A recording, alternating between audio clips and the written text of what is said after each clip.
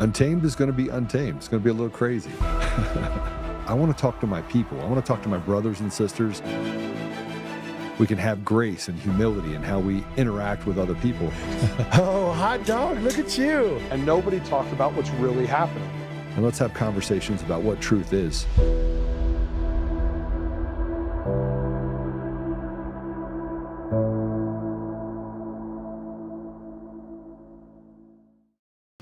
Pardon how I look, but I had just cleaned off my makeup and wound down for the night when I got a disturbing message on my campaign website.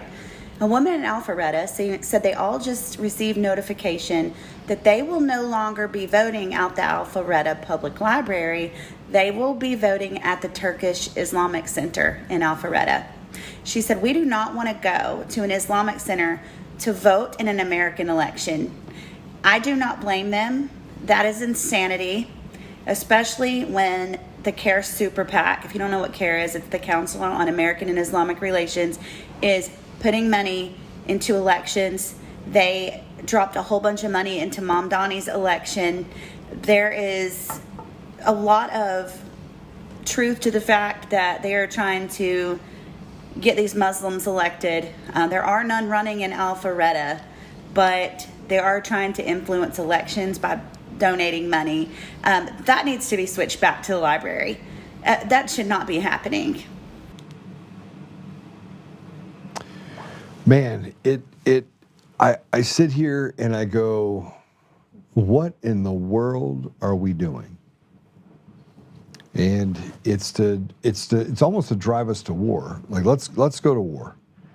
Here's why I say that. Here's what I said when I was looking at this specifically. They're purposely driving us to war. I want all you to focus on the leadership who are the enemy. They force us like slaves to their will. Tired yet? Yeah, me too.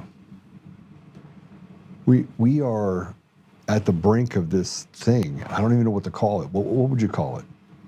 White people, black people. You got white people that say they're not white, that are attacking white people and saying it's the whiteness that's doing it. We talked about this yesterday. And when we talk about CAIR,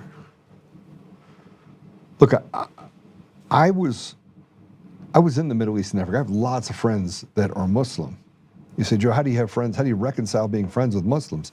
And I will tell you, most of them are amazing people. They don't believe any of the nonsense that's going on. They have no desire to get involved in jihad. They have no desire to get involved in, they just want to love on people. They also have daughters that they don't pour acid on and force into forced marriages. And you have tons of Muslims whose daughters are marrying Christians, and they have these mixed families, kind of like back in the 80s when you had blacks and whites, and blacks hated you because your dad was black and whites hated you because your mom, I mean, the whole thing is just turned on its head. And you don't want to be the first one to the dance, but there's a lot of people to the dance. But that's not what this is about. This is about promoting and pushing extremism. You know, CAIR was first formed in 1994 in Washington, D.C. It's supposed to be for civil rights and advocacy. So we've been dealing with this for decades. This isn't a new phenomenon. But when you take stolen elections and you take the fact that the voice of the American people is never heard, then stuff is forced down our throat, then we find ourselves in a perpetual state of anger. And then with that, look at what else we get. We got our kids are confused, they're indoctrinated at a very high level. It's deliberately pushing us to the place of the brink of war. And we get told by these people that you're just not educated. But I am educated. I've read the Quran from cover to cover. I've read the Bible more times than I could tell you. I consider myself a pretty educated individual. I've read 2,500 or so books, maybe more. I know it's at least 2,500 because when I actually sat down and was like, okay, let's just look through the number of books that I have that I've gotten on Kindle and what I have on my Apple books. And just that is in over 1,000. And the books I read before that, and the books that I have that I currently have, and people often ask me questions and I'm like, oh yeah, this is why. And they're like, how did you know that? And I was like, I don't know, I read it like 10 years ago. But CAIR is different. They're supposed to promote justice, but they do the opposite. So it's like an organization inside the United States that tries to subvert everything about justice by promoting these dog whistles that are out there, like Islamophobia, which is how they came up with that term, and racism, and the whiteness. It all came from them. Them and these radical LGQP, whatever you want to call it, organizations that are run by these radicals on the Jewish side, the faithless, godless zealots. Two different objectives from both sides. Now, I want to remind you that Bibi was breaking bread with Hamas. Hamas knew they couldn't trust him, so they recorded it, but millions and millions of dollars went to Hamas too, in order to do harm to people in there. He was paying them millions of dollars to do harm to the people in Israel. And nobody wants to talk about this. Nobody wants to talk about the truth, that the people that get caught in the middle of all of this always are the Christians. And if you go back 1,000 years, yeah, I'm sure you could start talking to me about the 600s and the 800s and the 1200s, 600s specifically, because we can talk about the Crusades. And yet there's a lot of things that were done in the name of Christianity to destroy people and to conquer them. But that's not what's happening today. Christians have taken a more passive approach because pastors are, frankly, semi-retarded. And what we're left with now is a adaptation of our society to something that doesn't even look like anything we'd ever notice or recognize. And you could talk about that from just the streets, the homelessness that's everywhere, the new drugs that are put on the street, the lawyers that basically silence people with defamation suit here and slander suit here, and people are allowed to get away with it for the most part. Because then when you go to court, the judge gets to pick and choose winners and losers in the ballroom fight. And they're like, oh, no, that wasn't, you have this anti-SLAPP, so, you can't, it's not really, you can make up whatever you want. And then you have someone like this crazy woman who went after President Trump and said he slept with her inside of a supermarket or whatever in a bathroom, which didn't happen. Can't even remember the year that it happened, and they slap him with a $75 million judgment. Boop. And then let her sue again because he defamed her again by saying it never happened. And he's like, oh, boop, we'll do it again. It's not even real. Like we're not even in a real world right now.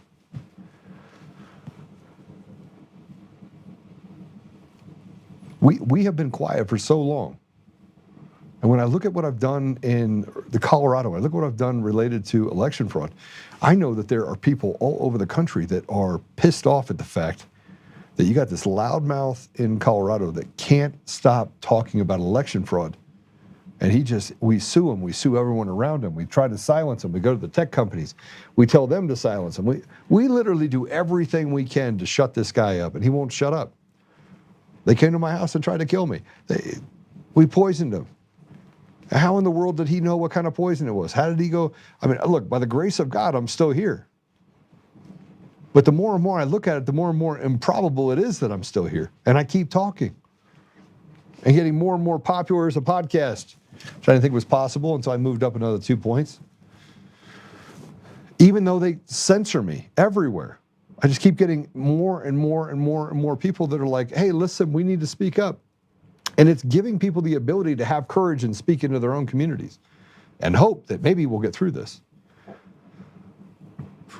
But while all this is happening and President Trump is in office and now they're talking about influence peddling and all the things that are happening inside and President Trump has to be looking at himself going, what in the hell is wrong with you people? You said you wanted to do this to save America. And every time I lift my head up, you're over here stuffing your pockets full of candy from the White House, and you're over here stuffing dollars from donors in your pocket, acting like it's yours. Give it back to the American people. You're out of a job. You're out of a job. I'm putting you on notice. I don't even know what you're doing, Dan Pongino. I don't even know what that guy's doing. He's like, oh, I was doing so much sacrifice. He's not a sacrifice. Get out of here. But every time President Trump lifts his head, it's more grift and graft that comes against him. And everybody's like, President Trump, what are you doing? And then we go into Iran and we do all this stuff, and then, it feels like another proxy war, because it is. First of all, you have Ukraine. We still haven't solved that problem, but it's off the news. I mean, you see anything about Ukraine at all? At the same time, you got these organizations like CAIR.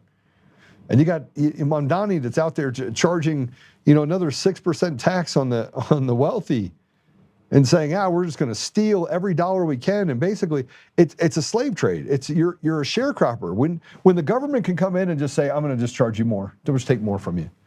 And you're already paying 56 cents on the dollar, and you don't even look at the fact that it should be consumption-based, then all you're running is a communist society. And pretty soon, the people in this country, man, they're going to get tired of it. Like Colorado is ground zero for it, just so you know. They have stolen literally, this is the most tyrannical state in the entire country. Right here, Colorado. It's disgusting. You have the haves and the have-nots, and frankly, they are taking people's land, they are taking people's businesses, they are shutting people down. The call that I had this morning was about somebody trying to start up a charter school, and they have this group that at the state of Colorado that can decide. They're like, oh, I don't like your charter, get out of here, and you're not allowed to appeal it. So if a parent comes in and says, I want to try to start a charter school, they're like, yeah, no, get out. We have enough. Even though the need can't be met. And this one woman that I was on this phone with this morning had tried to start 17 charter schools. And this is the same woman that is the originating founder of the STEM school, which is one of the most successful technology schools in the state of Colorado. But because she was a religious person, the state deemed her a risk and said she could not have start a charter school because she was a religious individual. Let me tell you what's happening in Hamtramck, Michigan. This is unbelievable. Go and play it. Debates raged on for at least 3 hours at Hamtramck City Hall over the new ordinance of sacrificing animals. Really ridiculous, catastrophic resolution. If it's not passed, then we are ready to take it to the court for the religious rights, because it is constitution. This was the second debate of the new ordinance, and there was a crowd outside of the City Hall chambers filling out cards to speak, and they were watching it on closed-circuit TV. No, it's not safe or sane or humane, because basements or kitchens or backyards are not suitable places for live animal slaughter. Many people, including Muslim residents, were against it, citing sanitary concerns if the animals are sacrificed in a home and not in a sterile environment, especially in the tight-knit neighborhoods of Hamtramck.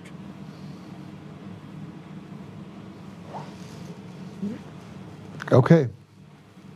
Yeah, so it passed in 2023, 4-2. It permits residents to kill animals, have sheep in the backyard, and kill animals. If you wanted to do this, you could have done this over in Ooga Boogistan, right? You don't have to come here. And look, just because I have friends in the Middle East doesn't mean that I understand a bit about some of the ways that they actually name the cities. It's like, where are you from? From Ooga Booga Booga Booga. I'm like, oh, with 3 boogas or 2 boogas? I just want to know how many boogas we got to have. All right. I'm having a little bit of fun. And people are going to get mad at me for having fun. They're going to say, you're not allowed to laugh, just smiling, no having fun, Joe. All right, we have a guest. Casey Putsch is one of my favorite people. He's running for governor of Ohio, and he's been taking some shots. He's been taking some shots from people, and I stopped responding to it because I'm like, when I do, I'm like, listen, how are you gonna tell me what Casey said that's wrong? And they can't tell me what's wrong. It's like, well, he's not allowed to have an opinion. Okay, got it. Democrat. So we're going to talk to him about how it's going and what he's doing, and the fact that you have this other guy in the race that is a raging disaster. And I don't even know where to start. We'll just start with Casey. Casey, welcome to the show, brother. Howdy, man. Good to be here. Can you hear me okay? I can hear you okay. Good, how are you doing? Good. I'm good. Actually, I think I'm in a better mood than last time I was on. Yeah, things just felt dark and bleak and difficult, and we were in it, but I just wasn't as positive as I am right now. We have more traction. It's genuinely building every day. I'm at a point where I kind of like this boxing match. And so we just got to keep going. That's really all there is to it. And frankly, I think that's what you were saying. I was just feeling darker the other time, being the reality of it all. But yeah, the campaign feels better. I tried to give you some positiveness to it. No, I didn't want to have any of that. I'm like, that's it. We're going to war. Yeah. And it feels like we're going to war sometimes. I mean, even now, it feels like you're still going to war. It feels like we're still going through this thing where I don't even know what you call it. We're in a fifth generational informational world war. We're all being psyoped. It's all a bullshit lie. And the boomers being addicted to Fox News is the biggest thing. And I'm not saying this is hyperbole. I feel bad for that generation. They've been literally psyoped and conditioned the entirety of their lives. And now they're stuck believing that Fox News is actual real news and getting propaganda for it. And it's a big problem for, frankly, American and conservatives right now. So what's the biggest question that you get faced? So when people come out and talk to you, what is their concern? With regard to what? The state or against my opponent or what I'm doing? The state. Your opponent's a douche nozzle, frankly. Yeah, it's terrible. And he doesn't really have a platform other than talking about himself and saying that he's going to change the world and that he's going to do all this stuff that he doesn't even have the capabilities of doing. Because, frankly, I don't think he has capabilities of doing it. Paper tiger, that's what I call him. Well, they're not even letting him talk anymore at all. Like $10 million ad campaign, they already started with the ads. That's bad. I mean, the fact of the matter is they're having to hire other people to speak on his behalf because every time Vivek opens his mouth, the people hate him more. And I would say the only real challenge that I have is simply exposure. Vivek has been out for a couple of years running in general, so there's a lot more name recognition. Let's be honest. So playing catch up, that is very challenging. That being said, all the people that are on the internet and getting it, and that isn't just X or even YouTube. That now is Facebook. The tide has shifted in my favor, of course, but will that be enough? Yeah, I don't know. You guys have a primary system. You have a caucus system there in Ohio, correct? Mm-hmm. Yeah, the primary voting is before May 5th. Okay. So you have the primary vote before May 5th. Have you done any sort of polls or anything else related to that or no? There has been some pollings I've seen in the past. The betting markets right now, frankly, are bull because it's very clear to me. At a certain point, I started seeing when it's obvious to me they started putting money into it to make me go away because that was kind of a public looming thing. The polling that I've been told that's going on the inside has me within like 10 points of Vivek in the primary. And that's only getting better. So I don't really know beyond that because, to be perfectly honest, it costs a fair amount of money to poll. And I would rather just put all that money towards doing good, connecting with people, pushing the values that actually matter to Americans, rather than wasting money on a poll just to see where we are in the race. I'll tell you where we are. We're behind at all times, forever. Even if you're winning, you're behind. Keep moving forward. Keep doing better. It's like my dad, who is a golf instructor, always used to tell me as a kid, don't add up the score before you're done. Just play every shot and hole as well as you possibly can. Focus only on that hole and moment. And when you're done, do you add up the score? Okay, so I'm gonna play this video because this will be a fun one. It's kind of my favorite video. When I saw it, I was gonna send you a text message, and then I was like, no, he's gonna. Is it this video? Yeah, and it's you considered ending your campaign after this was leaked. I mean, Oh, it's true. Yeah, it's terrible. You were very serious. I don't even know how you survived this. Words can barely begin. It's really bad. I mean, I'm just preparing everyone ahead of time that what you're about to watch is parental guidance is suggested. I have not admitted this with my family since 1987. It's been a family secret. for 40 years. 40 years. All right, play it. It's 3 minutes, 48 minutes. We'll be right back. Don't laugh. This is deadly serious. so No sorry. laughing. No, it's bad. It's bad.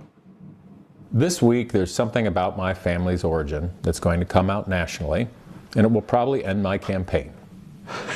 Last week, there was a big controversy because this Thursday, we're having an event at the Patron Saints Brewing and Beer Hall in Toledo, Ohio. Now, the origin of my last name is German, Bavarian, Swiss. There's about 350 people in the world to this day with that last name. And in the German and English dictionary, it means a violent attempt to overthrow the government. A big one in 1839 happening in Zurich, but the most famous of which happened in 1923 in Munich at a beer hall by Adolf Hitler overthrowing, or trying to, the Weimar Republic. And our family's secret that no one has heard since probably about 1987. The reality that we've kept secret is that we are massive fans and admirers of Rick Astley.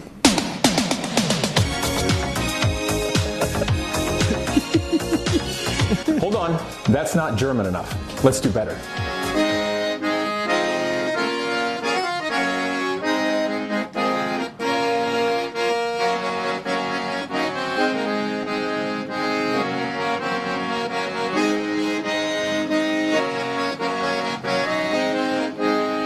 If that makes you mad and you think it's absurd, it's because it is absurd. And we all should be mad.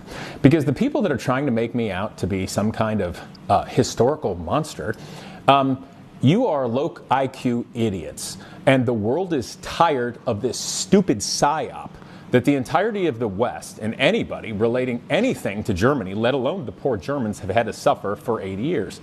And I'm sick of it. Because these are the people who invented the automobile, the first functioning jet engine, and got America to the moon. And they're great people. And the thing about this is, these dumb old hat psyops that have no bearing on modern times right now whatsoever cover up actual atrocities going on in the world, like wars for manipulative little nations committing actual genocides and using religion as a shield to do it, and then propagandize Christians. I'm sick of that crap, and I am only here to save Ohio and America. So here's what I'm going to do. For everybody else that's sick of this crap, this Thursday we are in fact having our event at the Patron Saints Brewing Company and Beer Hall. There's going to be live music, and we're going to have a great time. And just to show how over these stupid psyops I am, I'm going to drive my Porsche. How about that? And anybody else driving a cool German car, I will personally buy you a beer. Just because I want to have some fun. And yes, we're going to talk about all the policies and good things we can do to actually save Ohio from the revolting, sold-out GOP for Vivek, a globalist Trojan horse that's here to shove data centers straight up our ass, make us pay for it, and replace us with Indian H-1B foreign workers that companies can hire cheap to replace all of us. When Vivek said that Ohio has a population of 11 million, but he wants it to be 15 million by the time he's done, guess what? He's not helping anybody have any babies. Those are going to be Indians. So drive your German car on Thursday to the Patron Saints Brewery and Beer Hall, and I will personally buy you a beer. Do you think Ben Shapiro's eyebrows will get even bigger if he hears about this? Oh, and I'm not ashamed. I really love Rick Astley. We're no strangers to love. You know the rules, and so do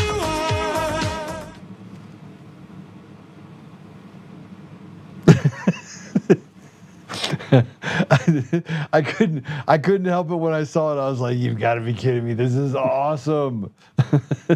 I'm most proud of blending Rick Astley Rickroll into the accordion of Never Gonna Give You Up with all like the video I had from doing traditional German stuff. And they all expected me to say Hitler or something, but I said Rick Astley. And by the time their brain registers, I just duped them. Then you Rickroll them. Beautiful. I was so happy with it. I was like, regardless of what happens, it was worth it just to Rickroll everybody. Oh, I couldn't have any more fun with that one, because I know people are like, "Oh." You just gave an interview though, and you discuss who Vivek is in this interview. Yeah, I want to play this cut to play. How do you believe that he is being weaponized by the globalists? What is the intention behind putting somebody like him in power? Well, two things that seem really obvious. One relates to data centers, big topic in Ohio. Now, Vivek, when he's been running, before even Ohio, I heard him say he thinks the Ohio River Valley could be the next Silicon Valley. I will make sure that if Silicon Valley led the way for the last 10 years, it is going to be the Ohio River Valley for the next 10 years. And they create only a small amount of maintenance jobs? The one close to my house is a smaller project at $1 billion right about. And it's a meta project, and I hear is only going to create about 100 maintenance jobs, about $85,000 a year. Now, if I did my math then right, it's about $8.5 million a year back in the economy before taxes. That's it. They create no product. That doesn't even remotely offset, I think, the environmental considerations or anything else. Absolutely not. So really, they're only set up as a leech, and in that regard, it seems incredibly clear to me with Vivek and who he is connected to. They're paying him to come in here and just smooze us and think it's okay to take advantage of us. That's being a guy that knows data centers really well. First of all, there's ways to actually make it so you don't have wastewater contamination. But most of the projects that are done are sucking more power and water out and doing exactly what you just said, dropping that wastewater. They're not using any sort of glycolic systems or anything like that to do the cooling. And it's very dangerous, actually. It's ridiculously dangerous. So you talk about the 100 or so maintenance jobs and the turning it into Silicon Valley. Do you think maybe he's talking about the radical leftism that came out of Silicon Valley as well, that comes with that? The only thing that comes out of this is full retardation. I don't know how to. It's not a left or right thing. This is just stupid, and we're being taken advantage of by globalist billionaire pieces of shit that have nobody's best interest in mind. We're not creating any product. We're not doing anything that's for pride of the state. We're not creating any valuable jobs. We're doing nothing. We are only being taken advantage of. And it goes so much deeper than that. It's only the superficial level. Anduril, it's here as well. Giant military contracting, building massive amounts of drones. The data centers are also usable for drone launch pads.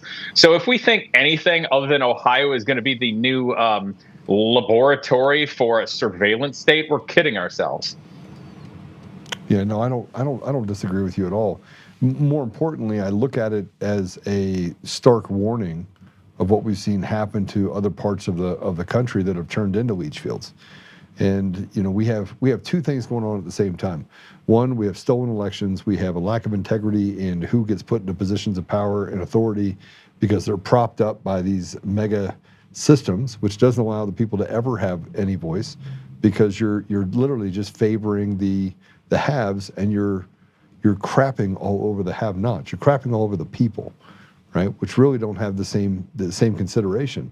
And we bark down these. We stand on a pedestal. Let's say this guy Vivek. And he talks about, oh, I'm not ashamed. I'll do this, and we're going to bring data centers and make it Silicon Valley. And you do all this stuff, but you don't even look at. You're looking out at these people and you're saying, hey, vote for me. And the people are thinking that something good is going to come by this. That, oh, there's prosperity in Silicon Valley. No, there isn't. Have you been to Silicon Valley? Yeah, I've been out that way. Ooh. There's no prosperity. You got a massive number of homeless people living in RVs because they can't afford a home. It's the most unhomed place in the entire country. You got Punjab Bob that's pooping out in the field. I got a great new nickname for my opponent. Punjab Bob? No, the dung beetle. The dung beetle. Look, I'm going to get so much crap for having this because it's like, oh, Joe, you're attacking Vivek. Tell me what Vivek has done. Tell me. He's attacking all of us just by being here and existing. Screw him.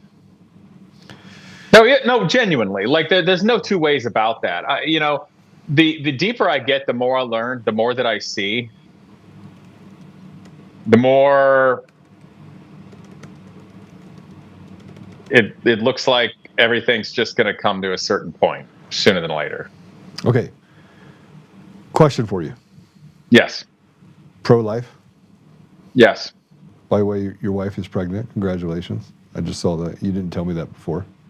No, she's 7 months pregnant, and last week suddenly we found out that she no longer has a job. Is that good? No. Oh.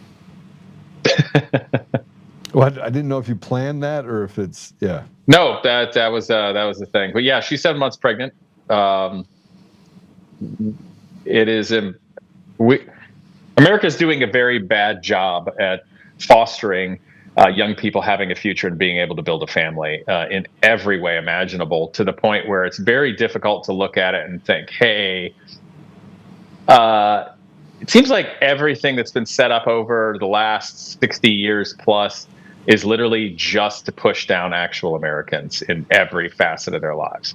Well, we were just talking about what they were doing with, having people vote in a mosque in Georgia, right? And it was at the library, but they took it away from the library for no apparent reason. I mean, it's a government building. It should be really easy. And now they're making them all vote in a mosque. And it feels like people are being pushed to war.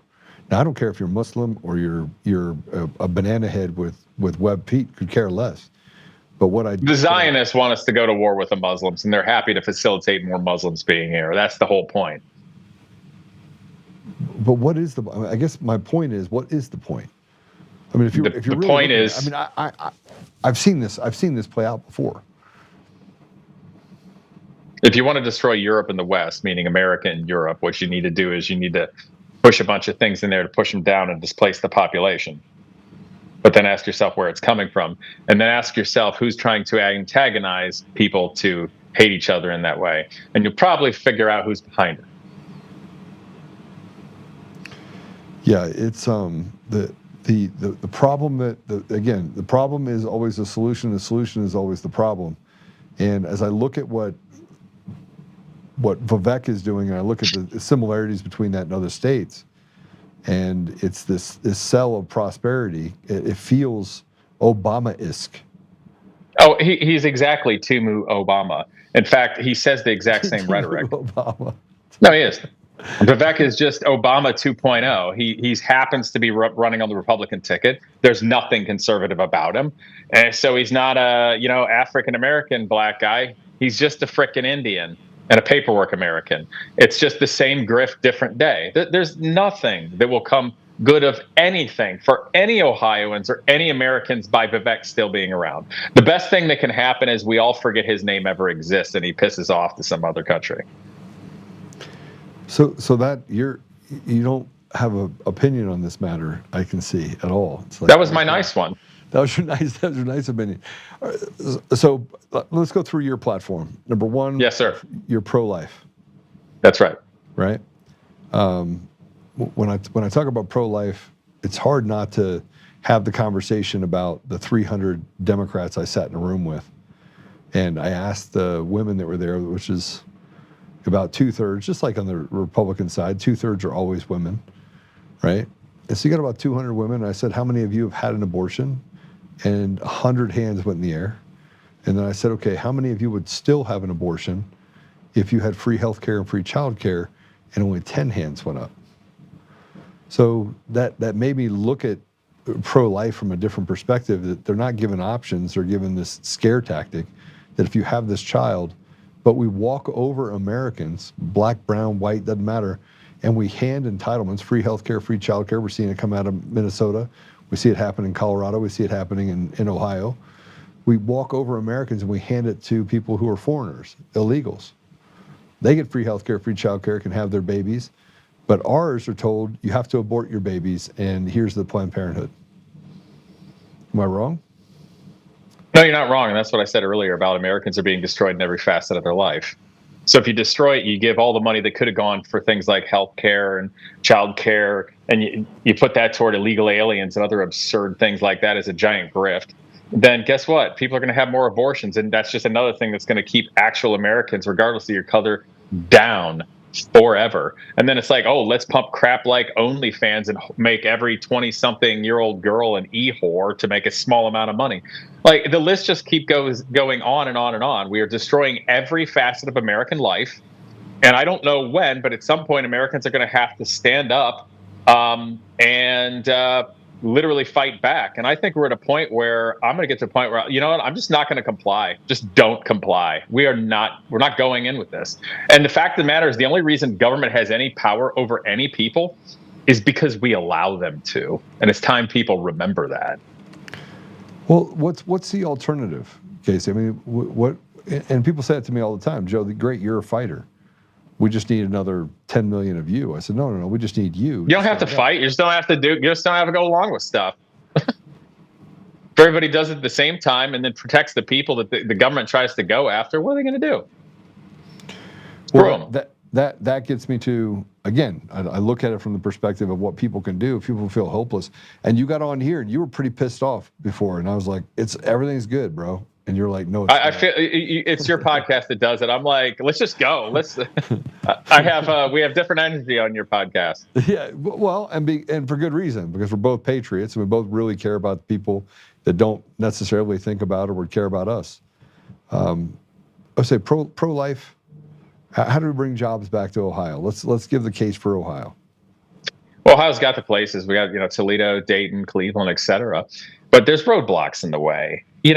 Our leadership doesn't understand worthwhile incentive structure that isn't just giving the baby out with the bathwater.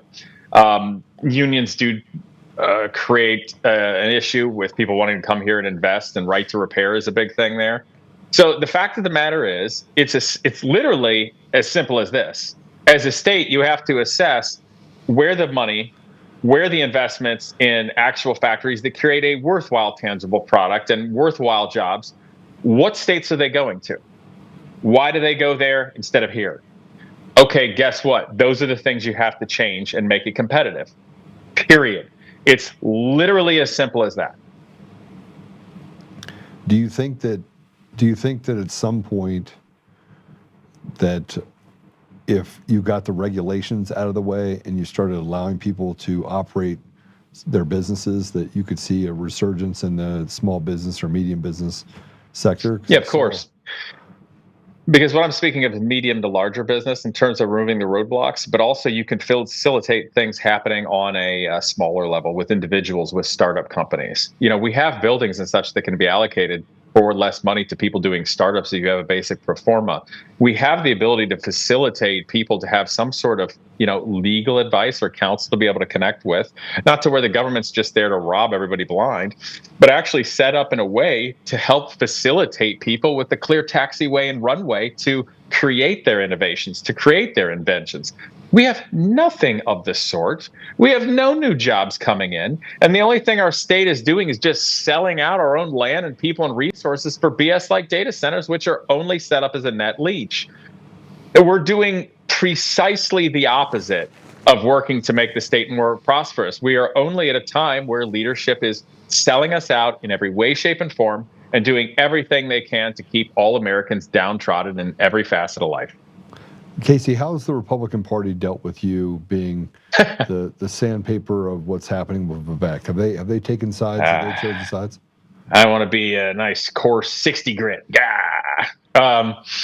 Yeah, of course. The GOP in Ohio is 100% sold out from the county and above. There's still a few county parties that are pretty cool and have waited to endorse, and then they'll just endorse whoever wins.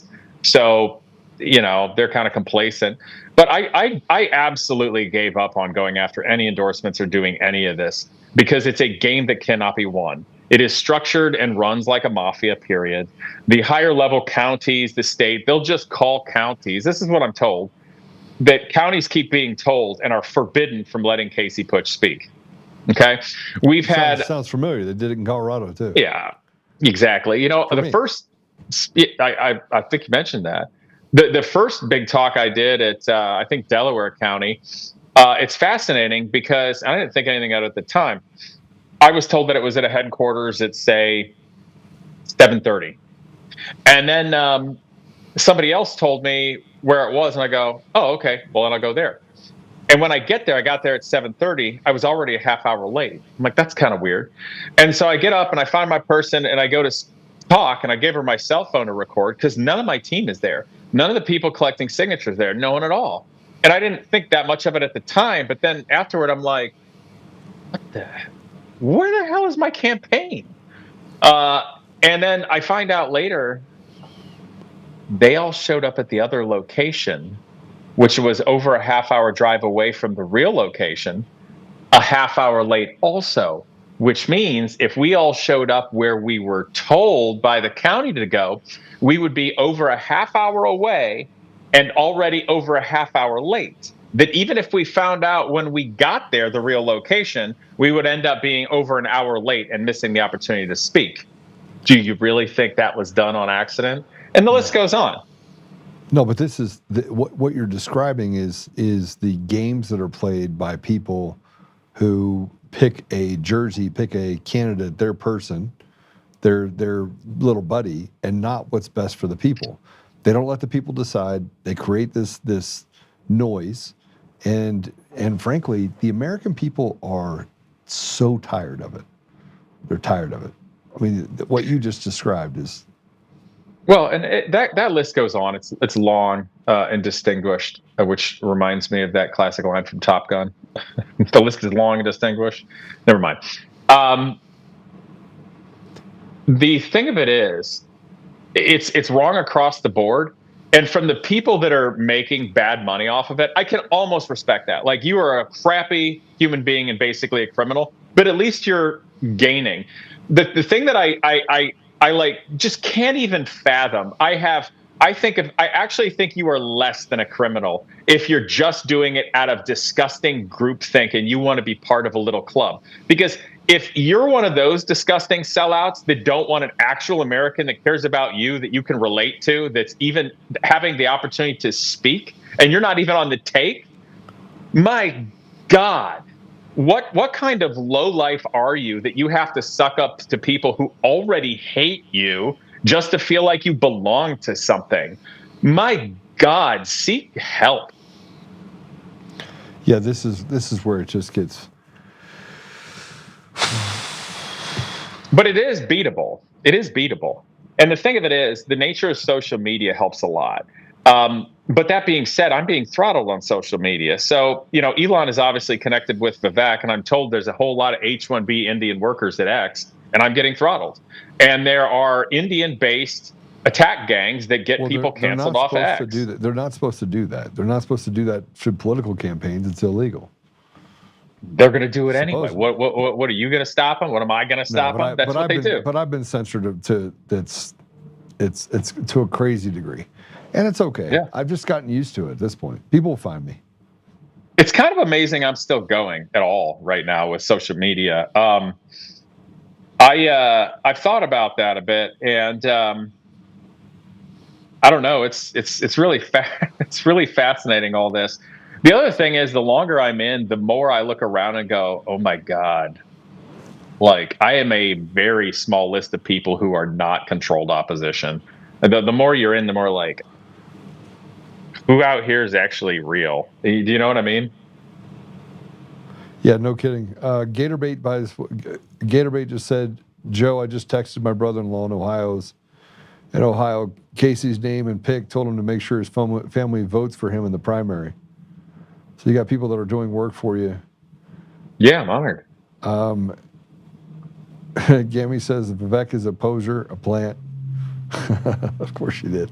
Yeah, he's and just because I get probably 30 or 40 of these comments at least a week. Bug Thug says your channel disappeared in my feed again when you went live. Had to search you out to find your channel. This is crazy. Yeah, that happens. Over and over and over again. That's on Rumble because Rumble's so good. And I'm a big shareholder. I'm trying to figure out from my lawyer what I can do about being a big shareholder and them doing the things they're doing to me. On Rumble? Mm-hmm. Yeah. Oh, that's fascinating. I hadn't thought of that. Now, just as a note, I do not have a channel on Rumble. You do not? No. I've been on some shows on there, like Amy Dangerfield and whatnot, but I personally have my channel on YouTube, and I personally have my account on X. I can get nothing on YouTube. Imagine being able to get 3 or 4 people to watch you on YouTube, and that would be my YouTube channel. I'll have 15,000 people on Spotify, 20,000 people on Apple, all this stuff and 3 people on YouTube. 4 people on YouTube right now, actually. Yeah. Can you show me how to fix that? Yeah, we can talk about it. I think I saw one or two. What's that? No, I think I actually have an idea. We'll chat later. All right. Yeah, I get somewhere between 100 and 500 views on when it's all said and done with on YouTube. It's not good. Okay. But they hate me over there. All right. Well, what else? What else is your campaign built on? Because I want people to understand that. The campaign's based on specifically doing what's in the best interest of Ohioans. You know, it's going to be hard if we don't have jobs, okay? So I mentioned that. We have to be able to push back the data centers in a way that's not going to be a net leach. It's got to be a net gain. That includes power. They need to be rising the tide in terms of building energy production so that we're not subsidizing the cost of it. They need to be paying some money in taxes, not zero money in taxes. And we need to make sure it's not having an ecological impact that's negative. They also need to be the heck away from where people live and where people farm. And the scariest thing is that that's probably where they're taking advantage of the most water and us. But we have to be able to bring in real jobs and real investment to industry. And the reason we can't do that is because there's roadblocks in the way. And big money always passes up Ohio for other states that make more sense. So Ohio has to be competitive with that. That is a simple prospect to look at it, and it might require making some people mad that want to have their stupid little power, but they're hurting the state. So we're going to remove those roadblocks. And then obviously helping innovation on the low end. That's going to frankly help bringing in jobs, having manufacturing, building something real, not just numbers on a computer screen that do nothing but use electricity and heat things up, literally. So that is that right there. The other thing is we have to care about our heritage and protect it, whether that's a historic courthouse, a racetrack that matters to people. It could be a historic Native American site. It could be a century-plus-old farm. It could be multi-generational owned restaurants that are jewels of culture. These things need some help. They need protection because if we lose our heritage and our culture, who are we? So we have to care about in that regard. Obviously, I am very pro-gun. I am 100% staunchly pro First and Second Amendment. Period. That's important to me. Obviously, pro-life. Let me put it this way. I said this and I'll put it out. I'm going to deputize a task force specifically of ex-special forces guys with their only job is to target, track, and hunt human and child trafficking. Period. Whoa, hold on a second. That's huge. Yeah, well, it's that easy, Washington, D.C. And the reason it's not happening is because they want it. I don't. A lot of your leaders will disappear very quickly. Good. I laugh. It's not funny. Like I'm dead serious. No, Ohio will become that there's a lot of really bad people. Yeah, well, Ohio will become the most dangerous place on planet Earth for them. Death penalty for human trafficking, death penalty especially for child trafficking, child rapists. I don't care if you're an illegal immigrant or a billionaire with tunnels in your land. We are going to wipe you off the face of the earth in Ohio. So, Casey, you say that. I've said things like, I want people to get hung for treason. The American people are starting to wake up to this idea because they'll use this and say that you're pushing or promoting violent rhetoric. And they forget about the victims. They forget that this is not a victimless crime. The children have to live the rest of their lives knowing the harm that's been put upon them.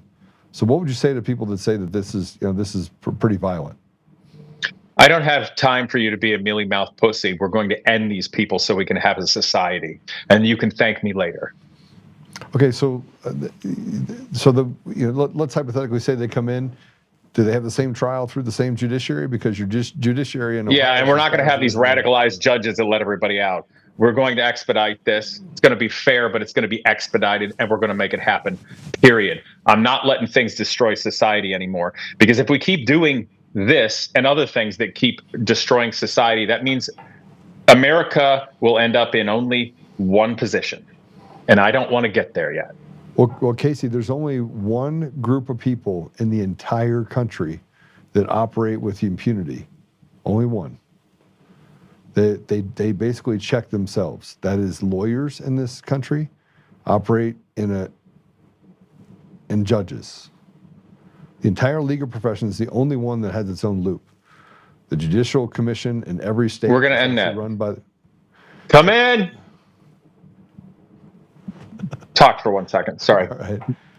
So one of the things, Casey doesn't ever pull punches, and it's hard to. I don't have time to pull punches. Yeah, no. I don't have time to pull punches anymore. Keep going. None of us do. We don't have time for this. We're not getting any younger. We're not getting any wealthier. They're only messing us up.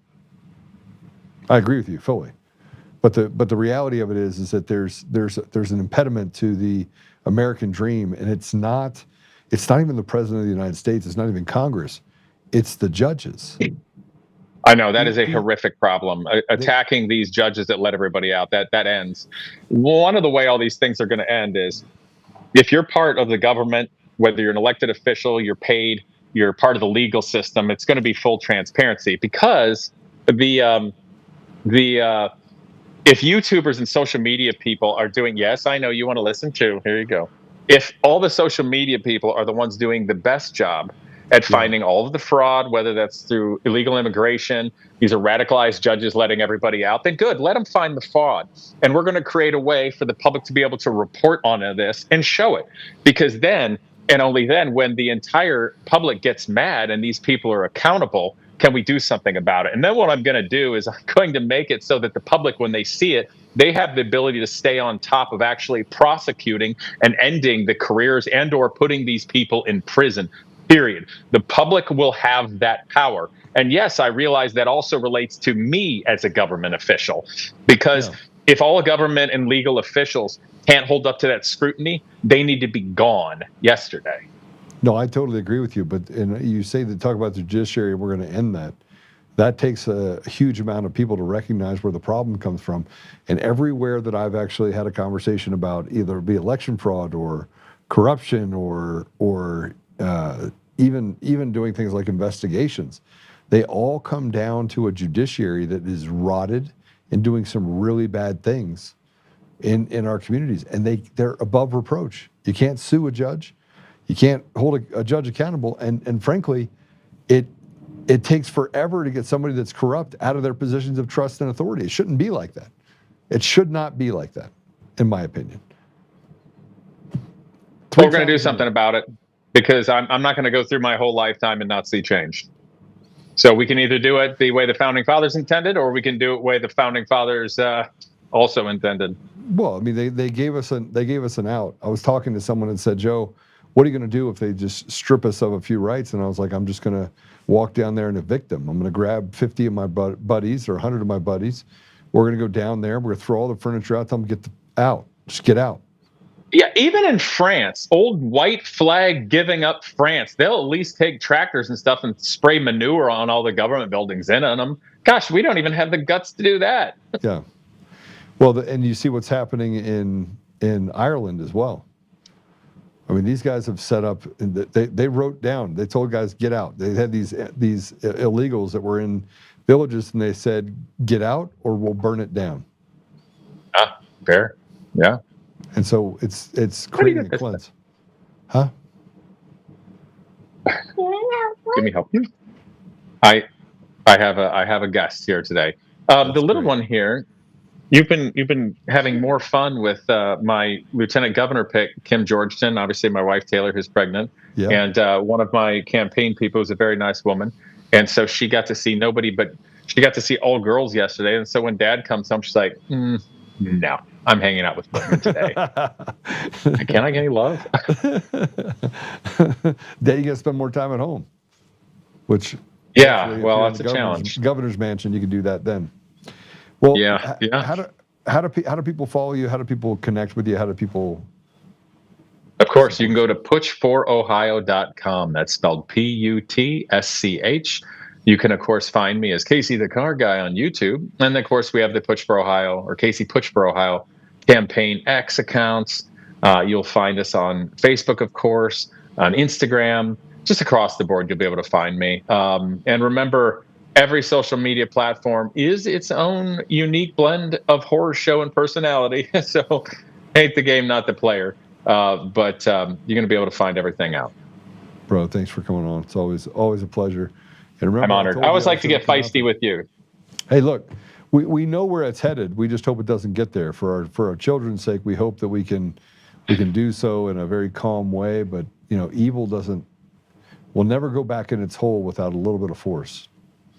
Well, and I think it's fair to say if you've got any politician at a higher level who isn't talking like me, they're already on the take and bought out. I would agree with that. There's a lot of them. All Yep. right. Bye, Thank you for having me sweetie. on. Say bye-bye, Pops. Bye. Bye-bye. Bye-bye. See ya. See you, brother. Take care. He always brings the fire and talks about the truth, and that's what scares them. And in large part, that's kind of what scares everyone in Colorado. There's a campaign that's kind of brewing, and you have these conspiracy theorists. I call them conspiracy theorists because they're actually that. Victor Marx and Jeff Hunt and this group of people in Colorado, Mean Girls Club. And they said that I planned this all along. I planned to get out of the governor's race and to run for GOP chair. And we're going to talk a little bit about that later. But here's what I want to tell you. I've enjoyed being on the podcast. I've enjoyed being here with you. I've enjoyed walking through some of the nonsense, getting people like Casey on who are absolute patriots. People that care more about others than they care about their own well-being. Because frankly, he wouldn't get involved in this if he didn't have children, and he didn't care about making the place. He can look outside his window and he can tell that things are not going well for the people of Ohio. I did the same thing when I was in 2020. Same thing. I looked outside and I was like, everything in my life is going so well. Let's just screw it all up. Like in the middle of helping people when, frankly, I'm not sure that if I went back in time, it would have been my choice. And I look at the things that I've done over the last 6 years and the flights that I've taken and the millions of dollars I've spent, and I feel like I've made a difference. I feel like we're getting to the bottom of things, but we're running out of time. And then I look at what's happening with the Trump campaign, and man, I'm tired. I'm tired. I kind of want to get to let's just rip the Band-Aid off and get to it. Why? I'm tired of them calling white people bad. I'm tired of them saying that black people need reparations. I'm tired of the same people that are out there standing in the way of progress, then saying that they have the answers to all the stuff that's happening, only to have them get in those positions of trust and authority and do nothing with it because they don't have the capabilities, they don't have the talent. And so they let people just walk all over them, they make excuses. And I'm talking about all the way, just imagine this. How much confidence do you have in Congress right now? And you got people saying that these are good people, that John Thune's a good person. He's not, he's a traitor. And Mike Johnson, traitor. Every time I turn around, he's like, oh, Mike Johnson might go down in history as the best Speaker of the House. Nothing has happened in 2 years. Nothing has happened. We had President Trump in the first term. He ripped the Band-Aids off. You get to 2020, they create this pandemic. Then they feed people this poison. Then it kills millions of Americans, all while stripping away your rights. And those rights never came back. And then Biden gets in the office and does full-fledged ahead 500% in the wrong direction, undoing everything that President Trump did. Everything that President Trump did in the first term, they undid with Biden. And now you get into Trump's second term, and he's only undone 15% of it. And the pressure on the American people is completely unacceptable. It's unacceptable. The tax burden, the bill structure, everything that we touch, they've literally sucked the life out of our communities. And it doesn't matter if you're Democrat or Republican, you're standing up and going, this is why I wanted to run for governor. You're standing up going, hey, listen, you over here that are talking about whiteness, just shut the hell up. And then you go over here, you talking about cats, and you could be a cat, shut the hell up. And you over here saying a man could be a woman, shut the hell up. You have the entire country on both sides of the aisle and everything in the middle saying, just shut the hell up. It's the amount of I'm tired And the amount of pressure that is put on people in America is untenable. And now we're over there blowing people up. There's no enjoyment. There's no enjoyment for the American people. It's like we're living in communist Russia. And then they say that capitalism is bad. The U.S. hasn't been a capitalist environment for decades, since they started stealing elections and telling you have a voice. That's a fallacy too. And then you got this. See you next Tuesday. Who tells us that white people have no culture and that we should stop watching sports with black athletes and should stop visiting Mexican restaurants. Good, play it. Quit watching NBA basketball. Quit watching sports that are dominated by African Americans. Quit going to Mexican restaurants. You want white culture? You go fucking live in it. You live in it, bathe in it. Like, that's the only thing that I see when you get all white people together in the United States. There's no culture at all. So they have to go borrow culture from people. Even the word woke, they've borrowed from black culture. I went to a Mexican restaurant with my parents, my son, my husband over the weekend. And there's just all these MAGA looking people in there. And I thought, you've got a lot of fucking nerve coming in here. Coming into this Mexican restaurant where every single waiter, obviously English was their second language, served with a smile. They run a great little local business. And Oklahoma City is a better place because of these hard-working immigrants that come in here. But I cannot imagine the horror they feel when they are driving to and from work, when they might have a hearing on their legal status. I can't imagine the people who've already been taken from their lives. Right. And to see these fat ass, pink arm, teeny weeny, beta pricks with their ugly ass wives walk into this Mexican restaurant and sit down and smile and be friendly. I don't think you should be able to enjoy anything but Cracker Barrel. Get your fat asses over to Cracker Barrel, but do not participate in any of the shit that makes America cool. And what makes America cool is multiculturalism. And if you want to triple Trump, and you want to browbeat DEI, and you want to browbeat gay people, and you want to browbeat black people, as you've been doing for 400 years, and you want to browbeat this generation of immigrants that come over here and open up businesses earnestly, pay their taxes, you want to demonize them and call them rapists and felons and all this shit, when the felon is the teeny weeny mushroom cock piece of shit, Cankle's McTaco tits at the top of the ticket. I have fucking had it from top to bottom. White people that triple Trump should be banned, boycotted from enjoying the best thing that America has to offer, which is multiculturalism. Get your fat asses out of the Mexican restaurant. Get your fat asses over to Cracker Barrel, because nobody wants to see your fucking smug ass, teeny weeny, pink arm, big gut around. Nobody wants to see that shit. No one. Synagogue of Satan. There you go. There's your synagogue of Satan.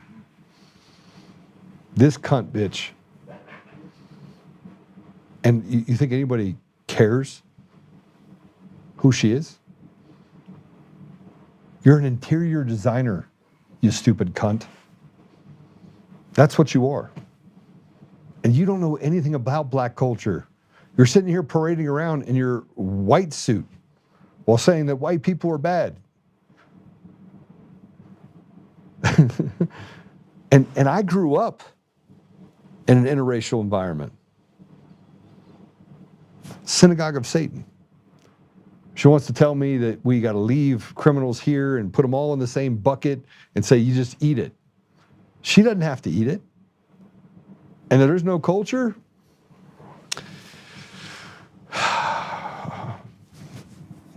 Golf, bitch. Golf. Yeah, I'll start there. I'd golf every day. I would golf every day. And basketball? Man, I can play basketball better than most.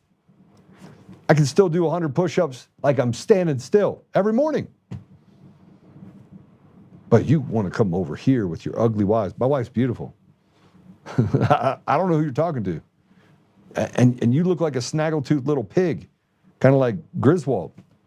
And someone would say, Joe, I can't believe you're going at her. She just came after me. She came after the culture. And she's not coming after, by the way, white people. Just say it out loud. You're coming after Christians. You're coming after Christians because you don't think you're white. Synagogue of Satan woman. You don't think you're white. You put yourself in a whole different deal and said, white people, you shouldn't be able to go watch basketball. She never played a sport in her life.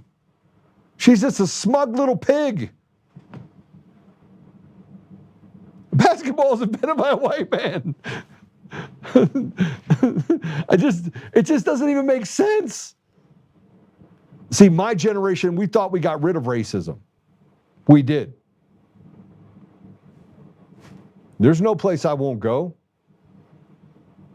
I mean, we didn't even, race wasn't even a thing. It wasn't even a thing. Somebody called you a racist, man, we were going to blows. We were fighting.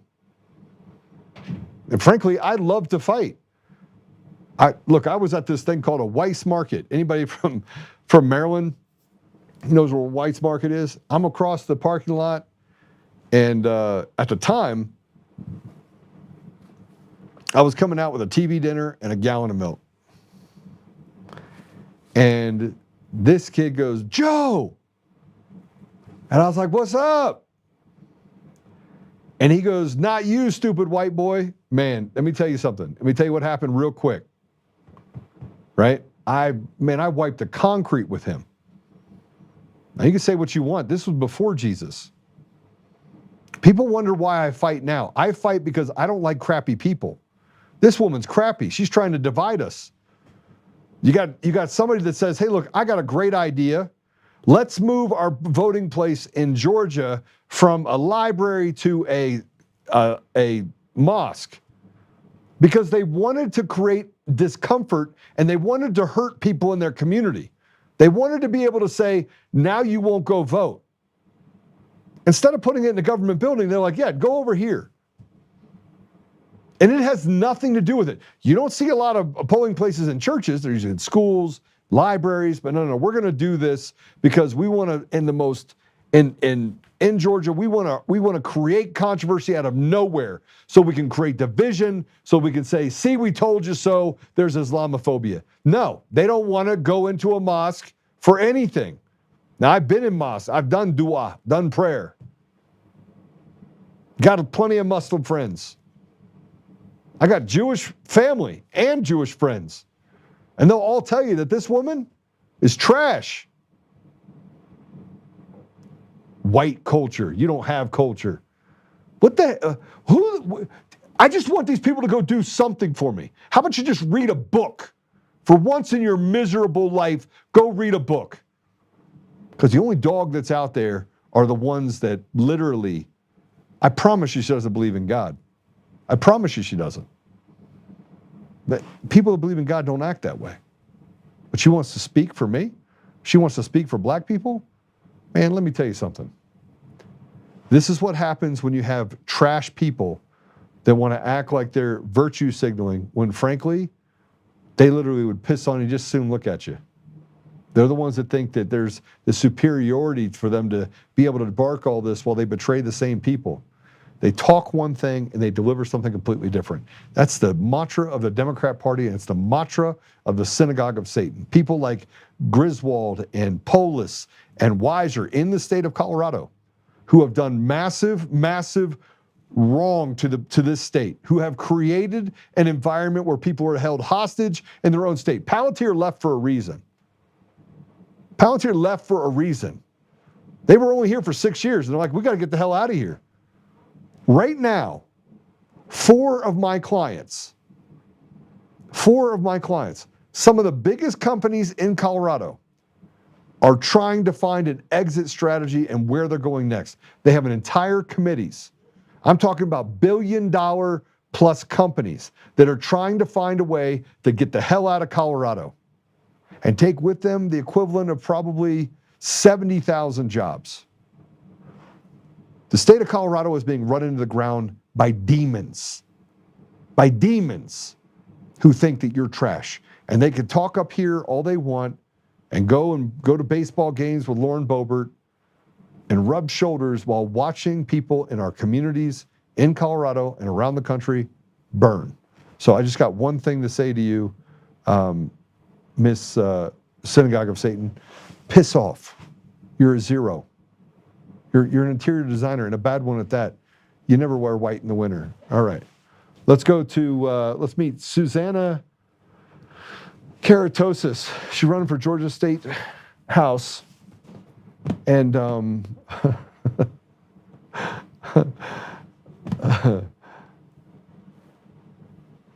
this is, by the way, American. You want to see what's happening? You want to see why the blood is boiling in America right now? Play this. When this is all over and Trump is gone and Democrats are back in charge and we're rebuilding everything, the punishment for MAGA for voting Trump 3 times needs to be that they lose their internet access for 4 years, that they cannot post videos or comments on social media for 4 straight years, so that none of us are subjected to their lies and misinformation while we are rebuilding the chaos that they caused. The whole world and America gets to be without their BS online for 4 straight years. Can we all agree to this? She's drunk. She's drunk. This is what we get with, I've been for the 40 years. She's drunk. That's what you get. Maybe with the Democrat Party. You got people that want to rule over you because you're a slave. So for 4 years, you can't have internet. We don't have to listen to their lies. You tell me what lie I've said. Our elections are stolen. When President Trump is gone, we're going to war. Just so we're clear. You want to know what I think is going to happen? I think there are enough people out there that are standing together that we've had enough. We don't want to live in a world like this. And I'm telling you, they're going to start standing. You're going to see hundreds and thousands of men that come together, and they're not going into a neighborhood to go to a mosque. They know who the enemy is. We're tired. We are tired. Now put me in the group of people that are tired. We're tired. And I pray every day that it never gets to a place of violence. But can you imagine? The first woman says that we should basically be, if you're white, you should be ostracized and relegated to 0.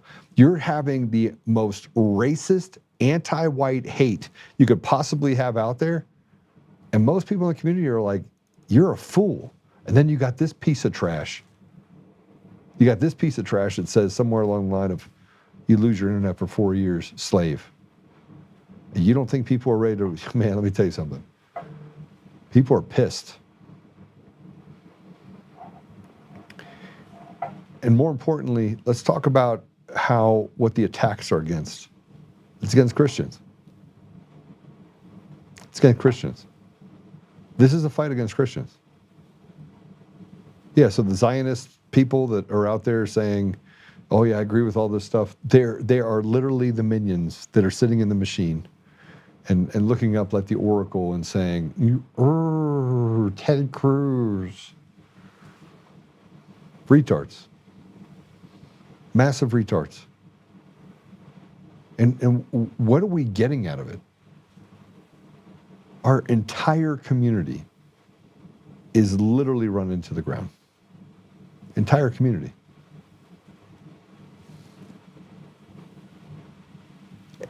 Black people suffer, brown people suffer.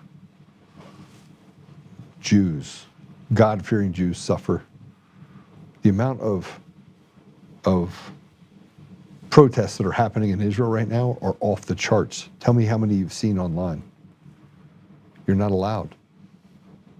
And if they find you, they will throw you in jail. This is absolutely true. And I want you to see this cut. And if you think that it's black babies that are being born, it's not. And to my black brothers and sisters, my literal black brothers and sisters, man, I've had conversations with my little brother, and he's like, Joe, where are these people from? These people are Martians. They're not talking about that U.S. babies are being born to other people than white. Here, watch this. Major demographic shift is underway in our country. A new study from the Zucker School of Medicine finds that for the first time, minority births now make up the majority nationwide. Researchers analyzed more than 33 million births over the past 8 years. Eyewitness News anchor Sandra Bookman has a story. White births in the U.S. have fallen below 50% for the first time ever. That's among the findings in a new study published today by professors from the Zucker School of Medicine at Hofstra Northwell. One of those researchers, Dr. Amos Grunebaum, calls it a historic milestone. Minority women were now the majority. The majority of births in the United States for the first time. The study analyzed CDC data on 33 million births in the U.S., tracking trends by the mother's race and ethnicity. It revealed white births at 49.6%, while other groups taken together, including Hispanic, Black, and Asian, made up 50.4% of all births. The analysis also offered an explanation for the shifting demographics. Among Hispanic women, they have children usually at an earlier age, and they have more children than white women have. White women usually delay childbirth. It's a known fact, and they have less children. Coupled with well-documented disparities when it comes to maternal health for minority women and children, Dr. Grunebaum says these findings aren't just statistics. He says current efforts to restrict immigration and cut Medicaid hurt the very women keeping American births alive and growing the country. If we really want to increase birth, if we want to have more babies, as this government has repeatedly said they want to, then we need to address these issues. Sandra Bookman, Channel 7, Eyewitness News.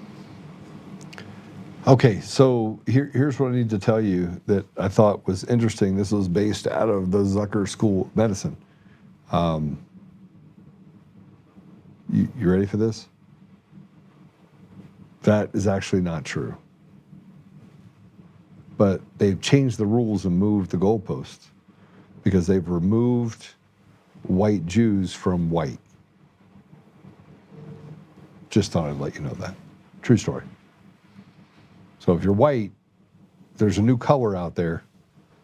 It's called Jew color. It's not real. The funny part about this deal is that my family, the Jewish part of my family, thinks this is absurd. I talk to my Jewish friends, they think it's absurd. And I'm wondering, how in the world are they convincing? And then I'm like, they're not. Because even my rabbi friends say the same thing, Joe. And I'm like, Rabbi? Rabbi Robbie. He's like, yes. And I'm like, are you white?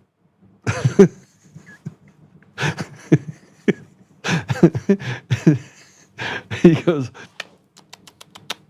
Joe, don't ask me such a question. And I was like, Robbie, I need to know if you're white, bro. You got to tell me if you're white. And he's a liberal. He's a liberal. He's liberal, and he's my friend, and I love him. And he'll tell you? What do you think he'll tell you? He says, yep, I'm white. And I was like, Robbie, are you a man? And he's like, yes, I'm a man. And we have these weird conversations with me and him because we've built all of these walls. Not allowed to be funny anymore. Not allowed to poke fun at people as anti-Semitic. I get attacked by all of these people in Colorado that are just soft. They're soft. They're weak. They're pathetic. And they attack me with dog whistles, same dog whistles, right? Joe called, hey, I want to hang people. Yeah, I want to hang. I want people to get tried for treason when they're found guilty of treason. I want them to be hung. Absolutely, 100%. That's the penalty. You don't like it, change the rules. I guess they could get a firing squad too, so you can cave them in if you want. But I think we should make it, that stuff. Whew. But the reality of it is that we have to call it what it is. This is not a white problem.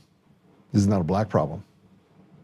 This is not a Asian problem. I don't know how Asians made it out of the story. How did they write themselves out of it? How in the world did Asians escape all this? Man, I'm telling you, I need to call my friend. I'm gonna call Chin, who's my friend's wife. She's Chinese, but I mean, obviously, she's Americanized.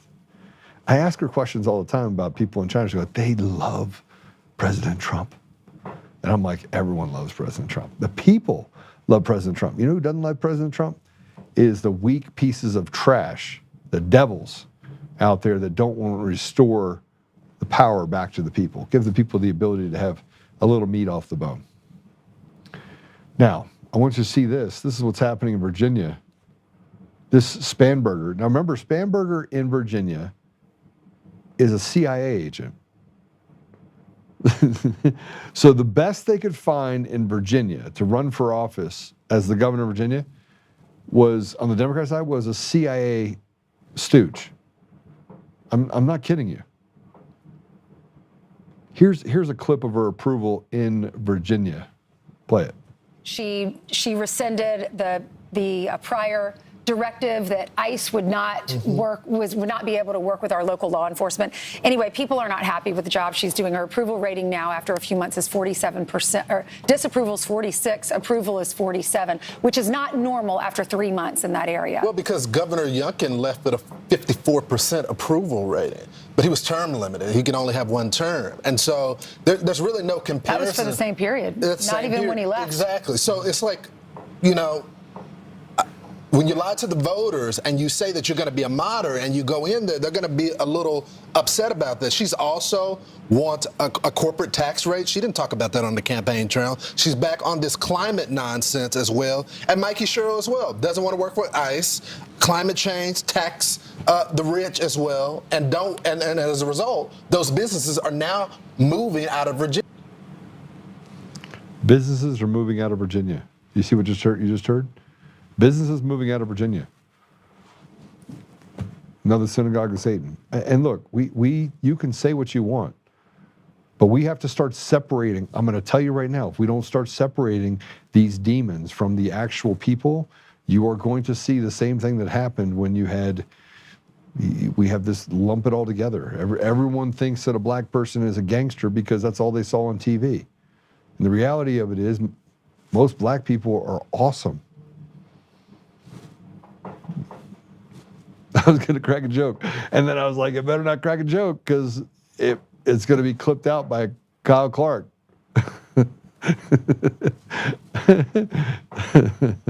Oh, it does make me laugh at the fact that people don't have understanding of culture. 6.5 years spent in the Middle East and Africa. I learned the language, loved the food. People were amazing. I have the best conversations with some of the Uber drivers that are from the Middle East region. And because I've been there, I can describe things and talk to them about things, which, when my wife is in the car, she's like, wow, I didn't know that. I didn't know about that. I didn't know about that. And we're having conversations about a place that, frankly, only a person that had been there would know about. But it's, yeah. So now I want to play this. You know what Trump derangement syndrome is? It's this idea that they can't stop talking about Trump. And I saw the first case of Joe Oltmann derangement syndrome at the Mike Lindell trial. And actually, Coomer's attorneys, who have done a horrible job, by the way. I mean, they had to move their Satanist henchman for Dominion voting system to move him out of the country. He just moved out of the country. And one of the scariest things about Coomer is that when I was at his deposition and he's sitting there lying like a rug, which we've called him dead to rights. I mean, He's in big trouble. If there is a free world out there, he is in really big trouble. But he said, as he was walking into the room, he said these words. He's like, oh, it'll be a good chapter in the book. And I'm thinking to myself, this guy thinks that evil is going to win. And I'm thinking to myself, not in my lifetime, it's not. Absolutely not. But there's this guy, Jeff Hunt, in Colorado. And Jeff Hunt I don't even know what he is. He's a radio personality. I don't know. I thought he was decent at first, but he's been doing this thing where he attacks me and he stands up for Victor Marx. And I haven't been in the governor's race, and so I had to explain things to him through him trying to slander me yet again. And it's slandering me because, that I haven't reached in to touch the apparatus of Colorado. But I stepped out of the governor's race to run for state chair because I can fix it. And so I want to play this. This is Jeff Hunt taking a shot at me for doing what I know I can do, which is fix the party. And let's go ahead and play it. How do Republicans get past this infighting? Can you work with Joe Oltmann? Talk to me about that dynamic between you and what could be the chair of the Colorado Republican Party. Yeah, well, I would encourage Joe to stop drinking the haterade. I mean, this infighting is actually done by a small group. I call them the kindergarten cabal, which he is part of. And I'll tell you, Joe, man, he got upset because I simply called him out and said, Joe, you're lacking integrity. You're saying you're running for governor. You're doing all this smoke and mirrors, but you have no intention of going all the way through the process. And if you do go all the way through, try to get as many delegates as you can. I'll give you $1,000 for your favorite charity. Did he take me up on it? Heck no. He actually did a bunch of, he's good at profane word salad and cut downs. That really exposed his character. But what he actually did was stepped out of the race the next day because he was cornered. It was him and Scott Bottom working together. I didn't attack either one. I just simply told people what the truth was and go, look at what's happening. They're uniting, and sure enough, the moment he took a knee, he comes out and says, I support Scott Bottoms. People are like, yeah, like we didn't see that coming. But him running for that position, not a chance. I've talked to too many state chairs, folks all over, and they're like, the last thing we need is someone like Joe Oltmann who has a horrible history. I have a horrible history. So let me just approach this. So I had to put this up here. This is my response to Jeff. And we're going to clip this and put it out there for everybody to hear. But let's go ahead and put it up real quick. I said, stop, Jeff. You're being dishonest again. You want to carry water for Victor? Go ahead. But stop lying. I'm out of the race, and Victor and you cannot get my name out of your mouth. It's like Trump derangement syndrome, only it's Oltmann derangement syndrome. Let's look at timing since it's hard for you. I announced Victor lied and then called the counties and orgs to threaten he would not show up if they let me participate. He then lied and said I attacked his family. He then lied and said then Bretta resigned. I got a call from Peg Cage telling me that party needs to be fixed and everyone agrees you can do it. I pray about it. I come to the conclusion that without a party, you have no support structure for candidates, and I can in fact fix it and do so very quickly. I meet with all three of the other major candidates at my office a week before I dropped out, that being Barb Kirkmeyer, Jason Mikesell, and Scott Bottoms. We met for about an hour and a half. At the end, I made up my mind that between the three of them, we had a good group of people, my preference being Scott for the nod. I then met with Scott, talked to Barb, met with donors, and made the decision to withdraw and lead the state party to greatness. But you could have gotten that from me in a call. Even Kyle Clark is at least courageous enough to ask the question. I know I scare you. Competence typically does that to those that seek relevance. Hope this clears it up for you.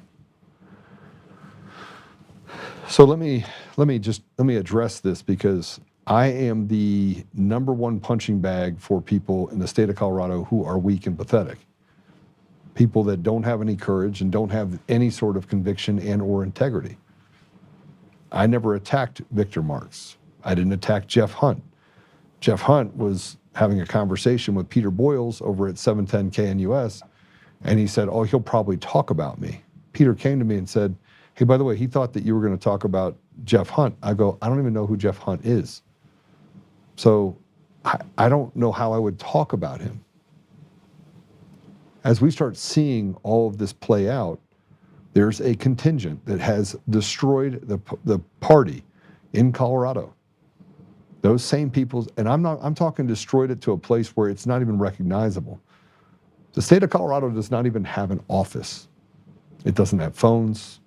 It has a bunch of boxes that sit in the basement of Britta Horn, who resigned as the chair about 3 weeks ago. She said she had a vote of no confidence, and she put in a resignation saying, I can't operate in this environment.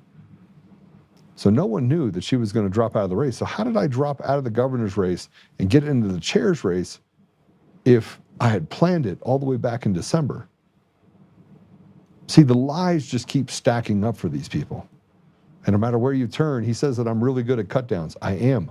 I'm smarter than probably 90% of those people, because all they have is dog whistles, innuendos, and lies. And it just never stops. Never stops. Now I'm forced into the position where I've got to sue people and do all that stuff. And so he says, Joe, you're always suing people. You've been in lots of lawsuits. I actually haven't. I've lost one lawsuit in the last 30 years. One lawsuit. I've been to court a lot. I have gone and protected people. I have sued people numerous times. And you would say, why? And I was like, because I had to, because I've been in business. President Trump has been sued over 1,000 times. Is that indicative of his character, or does he do what is necessary to hold people accountable? And so they went and ran this entire record, and it included me going to court and getting a protection order for my niece. And my niece saw it when I put it out there, and she lost her mind. And this is a young lady that lives in Colorado Springs, been through a lot. And then her mom commented, and then her stepfather commented. And they all said the same thing about me. They've known me for 30 years. And look, I'm not the soft and cuddly guy. But what's happening in Colorado is that they don't want to fix the problem. There is no wanting to fix the problem. They want to destroy everything that is good about our communities. And they are deathly afraid that I will do what I know I can do, which is walk in, bring the parties together, unify people in the state of Colorado under the idea that we can have an American People's Party. Something that represents the interests of the people of the state of Colorado. And why do I think I could do that? Because I've done it before. I've fixed much bigger problems than this before. And I've done some pretty crazy stuff in my life. Stuff that, frankly, I shouldn't even have had a seat at the table at places and things that I've done. I shouldn't have been included in the decision. I shouldn't have been the one to write that white paper or build that model or write or to develop this system for election protocol for this country. And I did all these things. Did I come home and I brag about it? No. My daughter knew, my son knew, my wife knew, my partners knew. And the Rolodex of people that I have on my phone knew. They knew that when they called me and I showed up, it didn't matter what it took from me, how much blood it took out of my body, what it could have done to me, the fact that it could have killed me, it didn't matter. They knew that I would get the job done or I'd die doing it. That's the reality.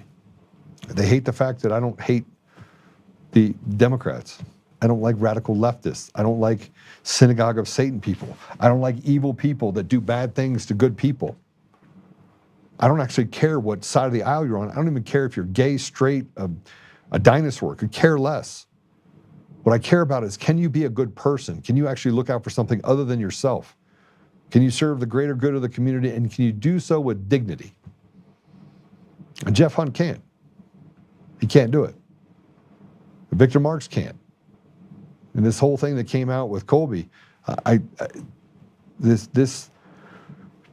break up another man's marriage, and to do so while trying to destroy someone's business, and then the whole Holly thing and everything else. Just so you know, I don't care who Victor Marx is. I don't actually care. I've seen enough people that are Jimmy Swaggarts in my time, and I've seen enough pastors that went over to Africa and the Middle East that slept with young girls and did a bunch of bad things while saying they were there to help. I've seen it all. So I'm not surprised by the behavior at all. And frankly, he running for governor, God bless you. Make sure you pardon Tina Peters. But this kindergarten cabal deal, are you serious?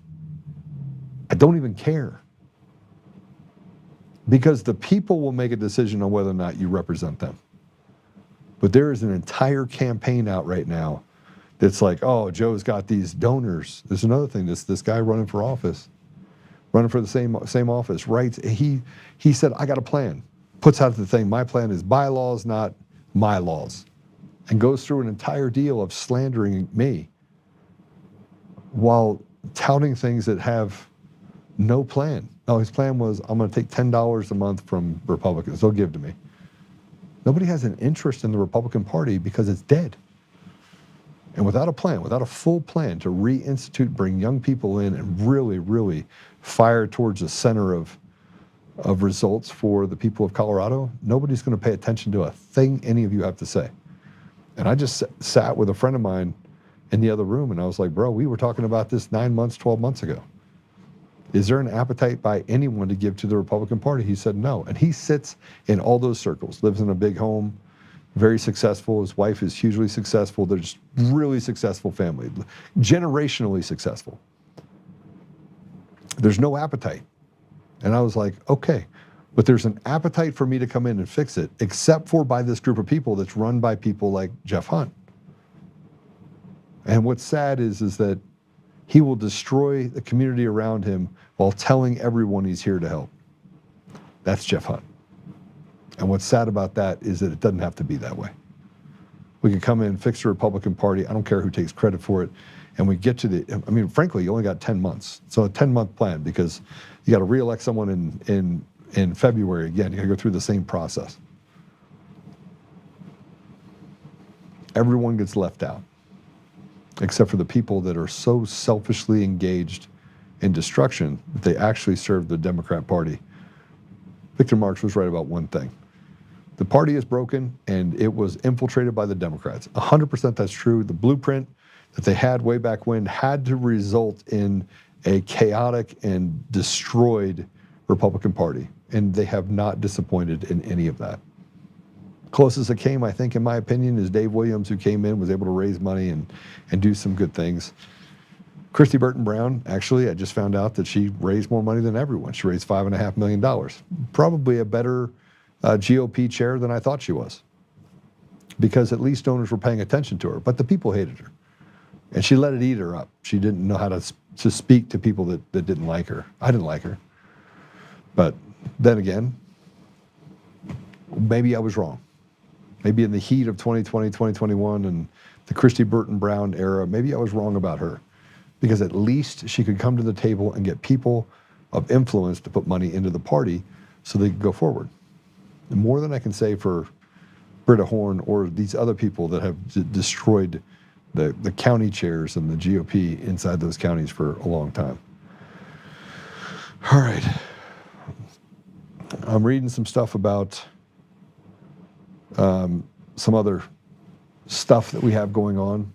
Susan Rice says it's Oltmann derangement syndrome, ODS. It's true, Oltmann derangement syndrome. It's the same thing. I mean, if you look at it, I have been defamed for so long And the reality of it is that I've done some amazing things.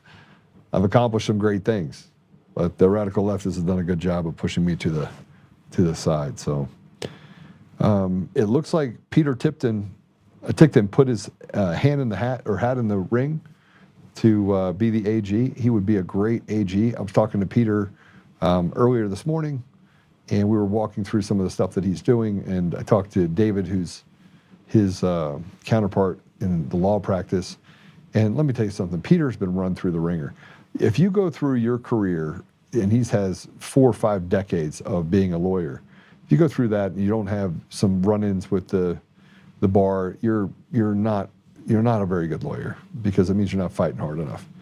Well, he had a couple of things that they wanted to basically throw at him, and he called me, and I was like, Peter, stop it.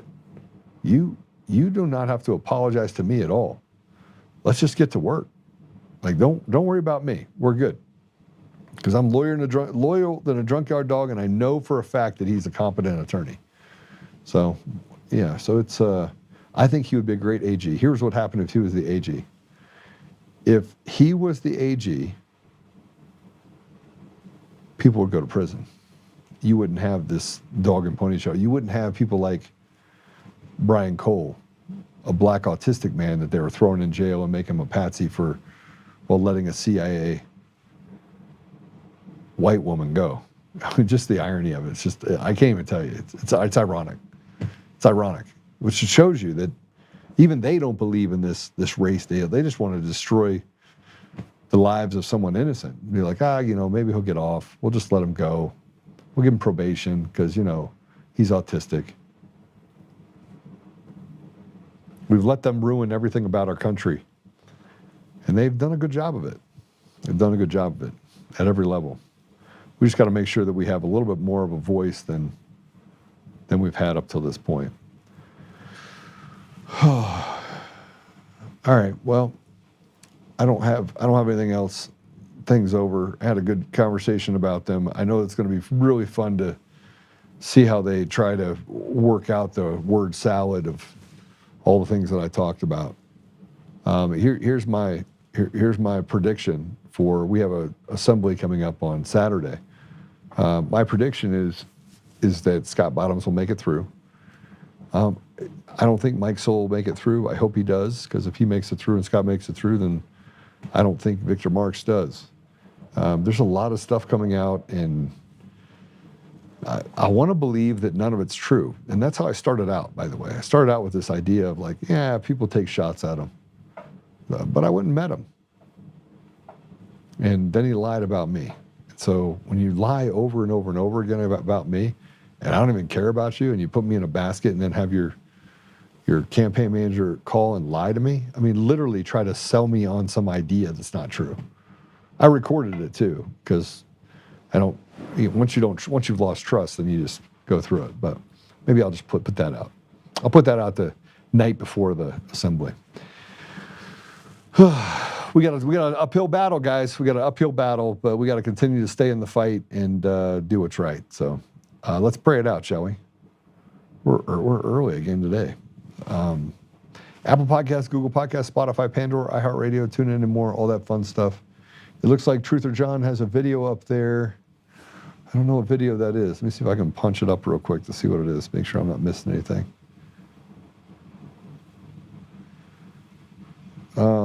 The Prather point, he's talking about don't nuke. Pray Trump doesn't nuke Iran. Oh, interesting. I'll go back and watch that. Thanks, Truther. I appreciate that. I'll go back and watch him watch this video. I remember this guy from somewhere. Who is this guy? Is that Jeff Prather? Huh, I think it is. All right, let's pray it out. Remember, you're the ambassadors of truth. You get to go ahead and share it. It was a pretty good show. Susan, God bless you as well. Let's pray. Let's pray it out and see. They never stick around. Like, all the bad people never stick around long enough to actually get to the prayer part. But make sure you give me a thumbs up on Rumble on your way out. Don't stop. Just hit the little button to rumble up. Leave me a comment. Do all that stuff. Hit the share button on all the other platforms. But Father God, thank you for the time that we were able to have here today. And I ask you, Father, to give me the ability to have grace for people that I really just, frankly, I'm weary of. Father, I just ask you to give us the ability to have peace in all of this kind of chaos that we're dealing with, and to have discernment. And more importantly, to be able to stay on this path where we can get in the gap and do what's necessary to preserve our country. I know many of us are trying to figure out, what is it, what position, what are we supposed to do? Like, what's our part to play? And so, Father, I just ask you to make it clear to everyone that's listening that has a desire to serve, that they can be given the gifts that they need in order to participate in the restoration, restoring you to our community and our country. I know we talk about the synagogue of Satan, Father, and we talk about these bad people. My fear is that we are not creating a chasm wide enough or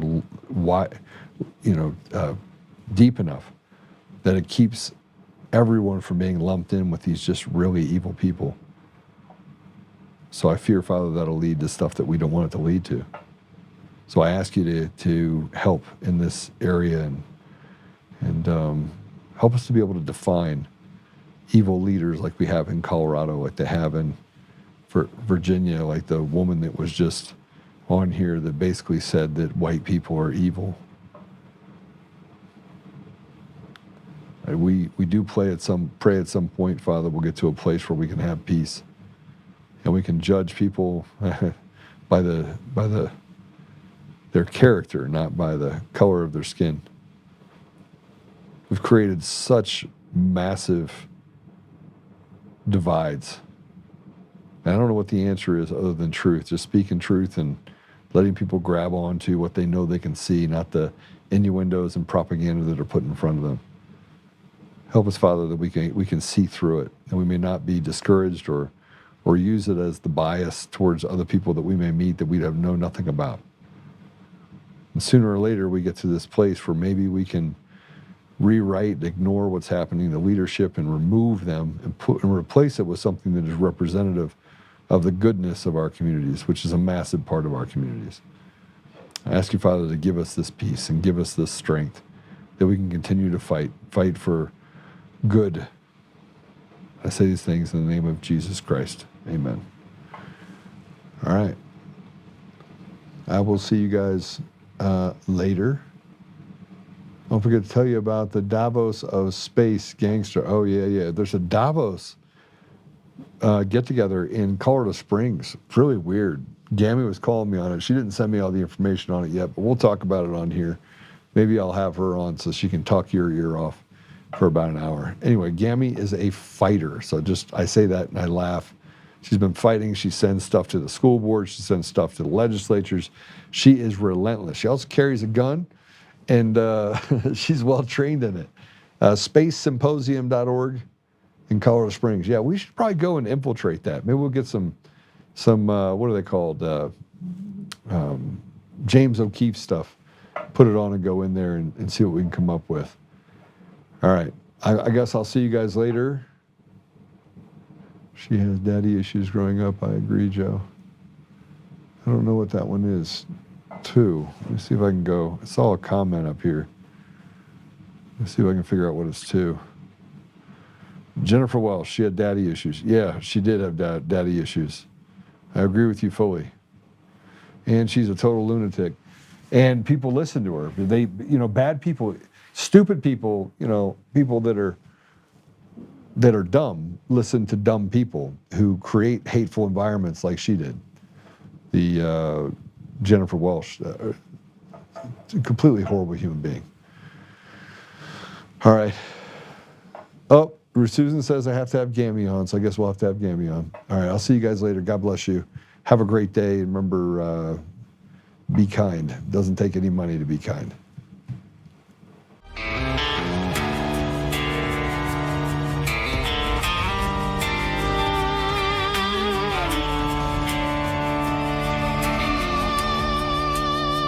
Rise up untamed.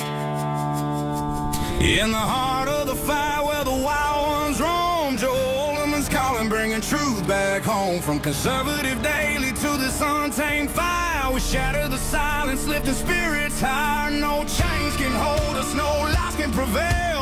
Authentic and fearless on this rugged trail. Patriots gather under stars and stripes. Untamed nation, igniting the nights. Untamed nation, let the truth roll out in this land of the free. Standing proud from sea to shining sea, we won't back down. Catch the fire, wear the crown. Untamed nation, it's our battle song, motivating hearts where the brave belong. Yeah, untamed and wild, forever strong. Play it again all night long.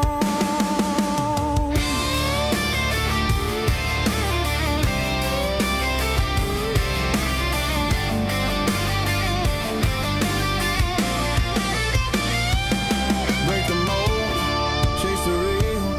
No more games, time to heal. Joe's voice leads the untamed crew. Truth matters through and through. Untamed nation, let the truth roll out in this land of the free. Standing proud from sea to shining sea, we won't back down. Catch the fire, wear the crown. Untamed nation, it's our battle song, motivating hearts where the brave